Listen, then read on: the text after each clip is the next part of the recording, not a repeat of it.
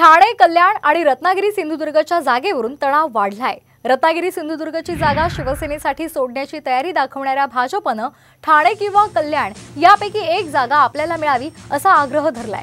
रत्नागिरी सिंधुदुर्गची जागा भाजपनं शिंदे गटासाठी सोडण्याची तयारी दाखवली आहे आणि या बदल्यामध्ये ठाणे किंवा कल्याणपैकी एक मतदारसंघ सोडा अशी अटच शिंदे गटापुढे ठेवल्याची माहिती सूत्रांकडून मिळते। त्यामुळे आता या संदर्भात काय निर्णय होतो हे पाहणं महत्त्वाचं ठरणार आहे। एकनाथ शिंदे यांच्यासोबत समोर भाजपने एक अट ठेवलेली आहे। ठाणे कल्याण यापैकी एक जागा सोडण्याची अट भाजपने शिंदेंसमोर ठेवल्याची माहिती सूत्रांकडून मिळते। ठाण्याच्या जागेसाठी यांना संघर्ष करावा लागतोय। जी ठाण्याची जागा आनंद दिघे साहेबांनी प्रतिष्ठेने खेचून आणली होती त्या जागेसाठी यांचा घामटा निघतोय। आता अशा परिस्थितीत कुठे गेला स्वाभिमान, कुठे गेला बाळासाहेबांचे विचार?